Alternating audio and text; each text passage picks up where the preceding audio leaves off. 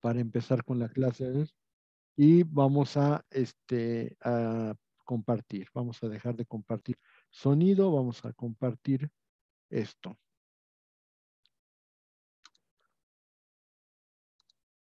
Nada más que esto está muy arriba, nosotros nos quedamos acá. Acá. Acá. Ok. Muy bien. Voy a ponérselo grande. Ok. Ah, caray, eso no era. Déjenme ver cómo le hago.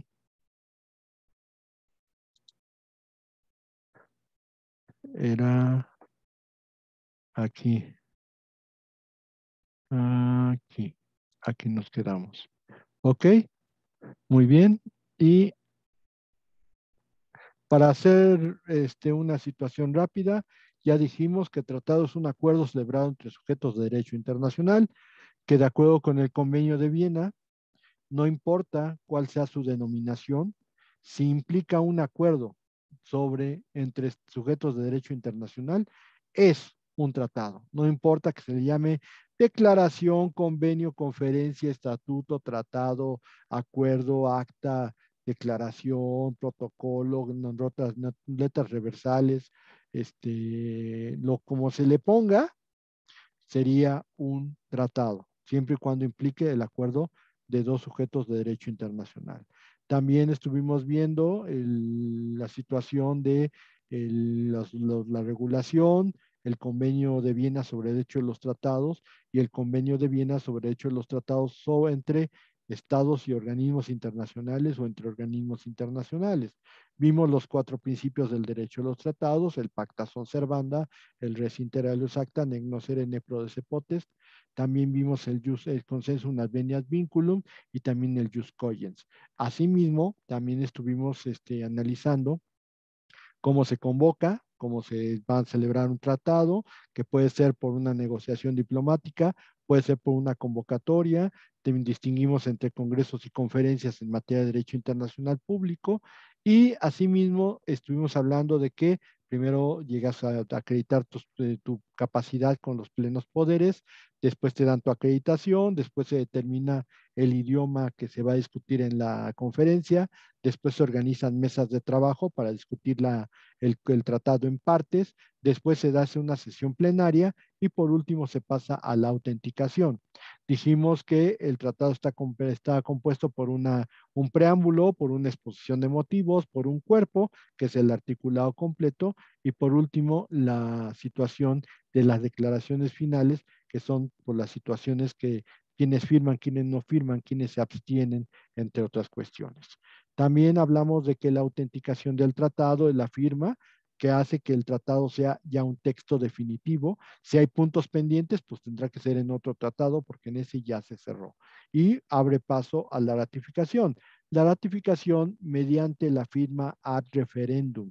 Esta firma ad referendum avisa a los estados parte en el tratado de que hay que llevar a cabo un procedimiento ulterior que se va a llamar ratificación.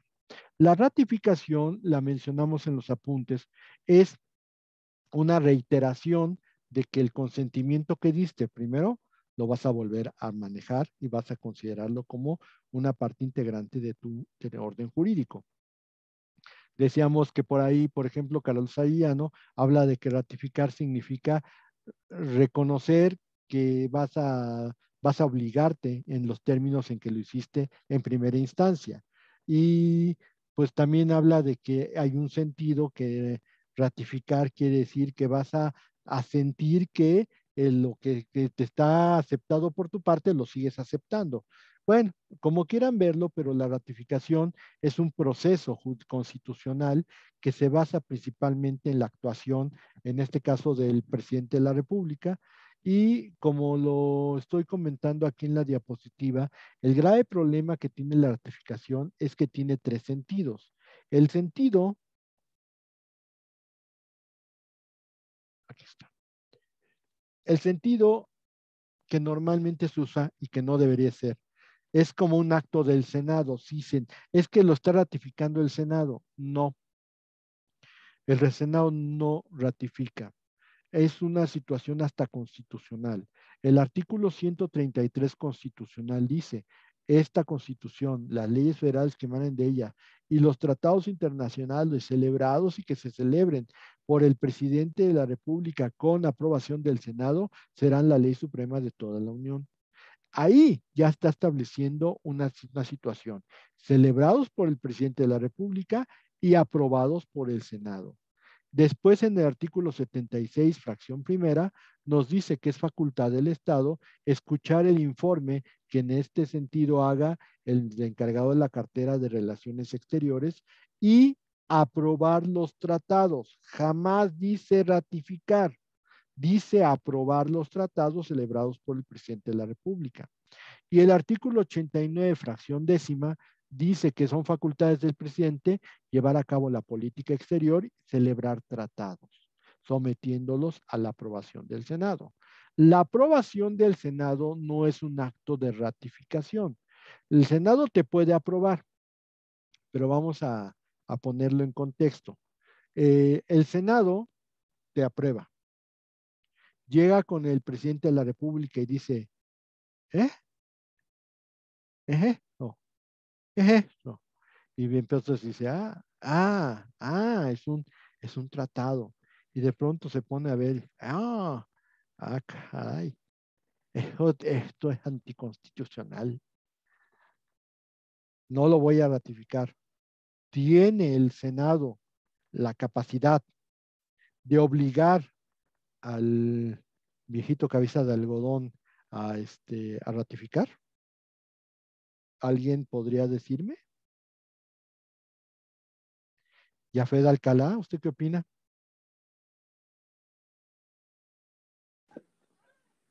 Perdón, profesor. Pues anda tomando café, pues ¿qué pasó? No No, estoy tomando café. de lo que dije, el Senado puede obligar al presidente a ratificar, a ratificar un tratado. Sí, ¿no? Sí, no me diga en qué parte de la Constitución dice eso. No, pues no lo dice, No pero lo yo dice. pensé que sí se podía. No, pues no se puede. Aquí un No error, tendrá obligación como ciudadano, perdón, no, profesor. no. Voy a explicarlo, Jafet. Ok, Aquí, sí. en este sentido que dice Alcalá, pues es que es muy fácil confundir. Dice el artículo 75-76 de la Constitución, no, el artículo 74-75 de la Constitución que habla del proceso legislativo, que si por alguna razón el Congreso aprueba la ley, lo pasa a sanción con el presidente y el presidente no acredita, no ejercita su derecho de veto, pero tampoco la publica, o sea, si simplemente la deja ahí y no la publica, el Congreso de la Unión tendría la facultad de obligarlo, o más bien de mandar a hacer la publicación directamente en el diario oficial. Eso es lo que dice la Constitución en los artículos 71, 72 que hablan del procedimiento legislativo. Pero en el artículo 76 no habla estrictamente nada de eso. Solamente dice que tiene facultades de aprobar los tratados. Y si bien es cierto, si no lo aprueba, se puede entender que, que el tratado no va a tener vigencia para México, hay que entender una cuestión. No lo hace porque él tenga la facultad de ratificar. Si no lo hace porque si no lo aprueba el Senado, no pasa. Digamos que ya es un semiveto o es un veto. ¿Sí? Pero supongamos que cuando le llega al cabecita de algodón el tratado y el cabecita de algodón dice, este tratado es anticonstitucional, no lo ratificó, ¿puede el Senado hacer algo para que lo haga? No. ¿Por qué? Porque la celebración de los tratados es una facultad exclusiva del presidente. Y no hay que confundir. Una cosa es el proceso legislativo, otra cosa es los actos de ratificación de los tratados. Por eso, precisamente, el acto de ratificación se entiende como un acto propio del presidente. El presidente lo celebra en primera instancia porque él le ordena al secretario de Relaciones Exteriores que mande una comisión a la celebración del tratado. Segundo, ya una vez autenticado el documento, viene y le dicen al presidente, ya está, y el presidente dice, mándelo para aprobación del Senado. El Senado aprueba, el presidente otra vez recibe la estafeta y ahora le dice al secretario de Relaciones Exteriores, firmado por mí, mándalo publicar. Una vez publicado por la Secretaría de Relaciones Exteriores, que ya se cumplió el proceso de ratificación, el presidente le dice, ahora haz los instrumentos de ratificación. Por lo tanto, el que ratifica es el presidente, no es el Senado.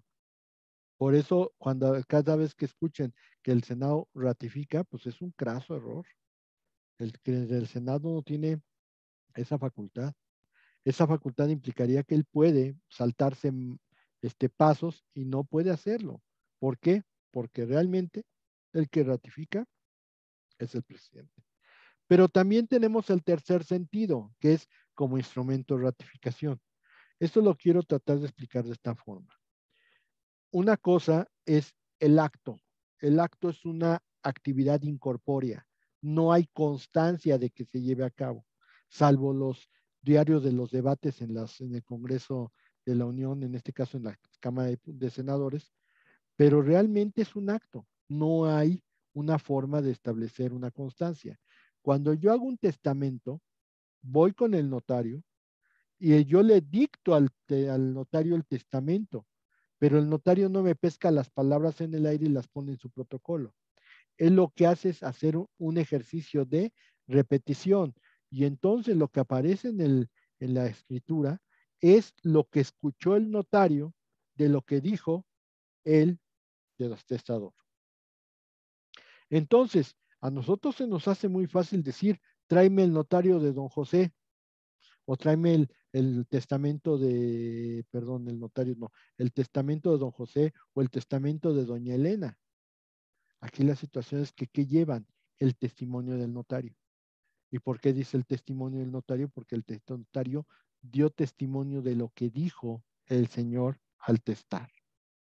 El testamento es el acto, es incorpóreo, no hay forma de poder probar que en verdad eso fue lo que dijo el testador.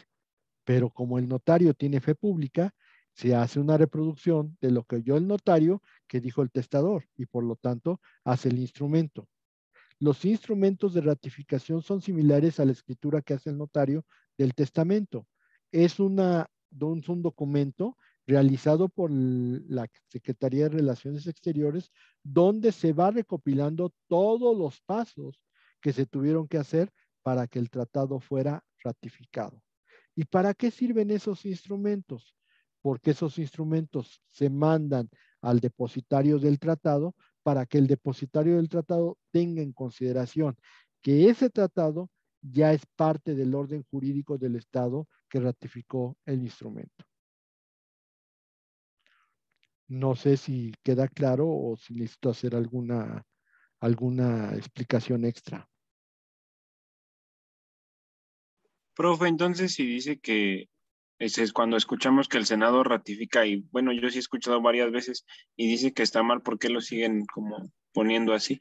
Mire, es como la cultura jurídica. Nosotros creemos muchas cosas. Todavía hay personas que dicen que las embajadas son parte del territorio de los estados. No es cierto.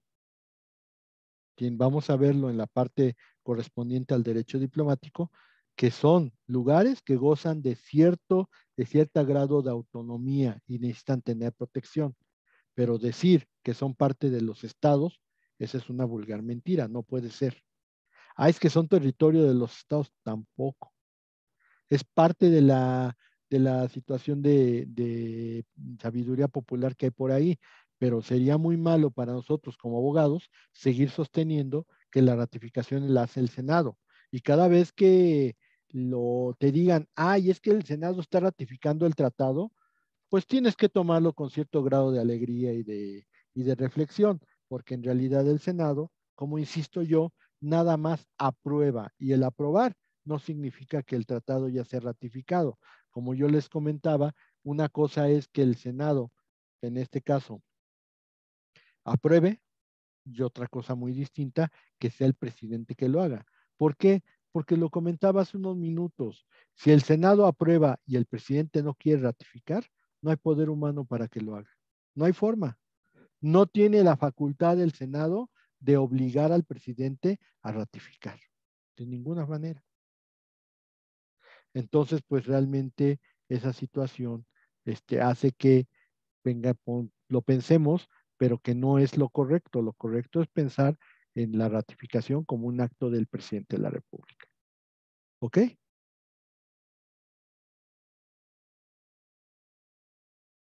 Sí, profesor. Muy bien, gracias.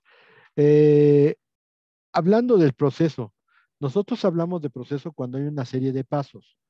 Y por ejemplo, una discusión que tuve yo hace mucho tiempo con algunos maestros es que me decían, es que el procedimiento, la ratificación es un procedimiento.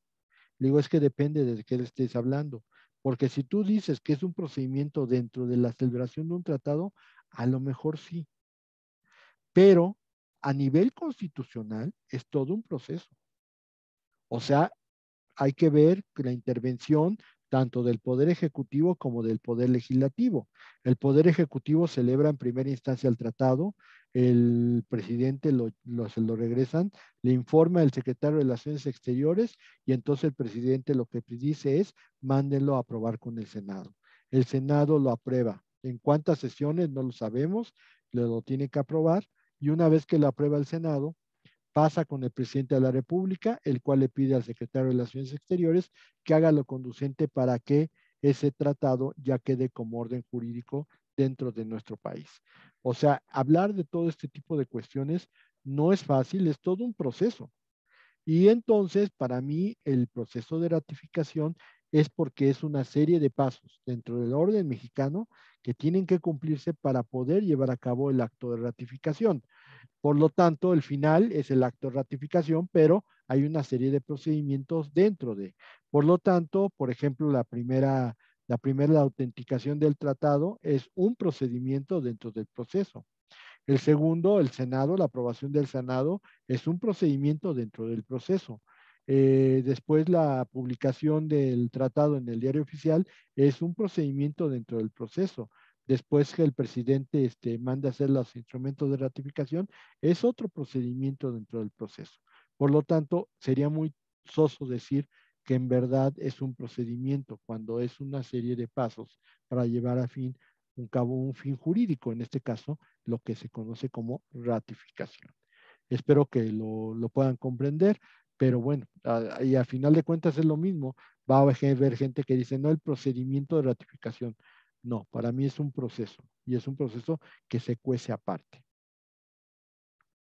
Dentro de la celebración de un tratado puede ser un procedimiento, pero la celebración de ese procedimiento es todo un proceso. Pero bueno, ese es nada más un instrumento cultural. Vamos con esto.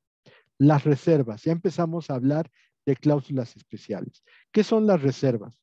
Las reservas es una declaración unilateral de voluntad de un Estado parte que establece que a una parte del tratado no se le va a dar aplicación o bien que a esa parte del tratado se le puede dar una cierta interpretación. Decir que el cumplimiento o la elaboración de una parte del tratado quede al arbitrio de una de las partes, pues sería una situación terrible. Tal vez se podría conceder que a lo mejor el Estado no tiene la mejor capacidad para poder cumplir el tratado, pero pues puede solicitarlo. Una cosa es que lo solicite y otra cosa que se lo otorguen. Y como dicen, como el pedir no empobrece, pues igual y puedes pedir, pero pues quién sabe si te lo dan. Pero esta es una situación interesante. ¿Por qué? Porque la interpretación esa sí puede ser posible y esa sí se puede dar en el medio. Por lo tanto, habría que ver qué es lo que ellos están planteando como una reserva. El ejemplo de una reserva lo tenemos en el convenio internacional sobre buques con privilegios. Un buque con privilegio es aquel que está sometido a una función fundamental dentro del Estado. Un caso típico de buques con privilegio, pues son, por ejemplo, los buques de guerra. ¿Por qué? Porque su función es precisamente la protección del país, es un buque con privilegio. Pero, por ejemplo, en esa convención hubo dos reservas. México, que dijo que los barcos de Pemex debían ser buques con privilegio, y Reino Unido, que dijo que el yate de recreo de la Reina Isabel debía ser un buque con privilegio. Una pasó, otra no pasó. Como se me va a acabar el tiempo, los dejo pensando y en la siguiente sesión vemos cuál es la verdadera posición de lo que es la reserva. ¿Ok? Muy bien. Ya debo de estar saliendo del aire en escasos 5 segundos. Vamos a ver si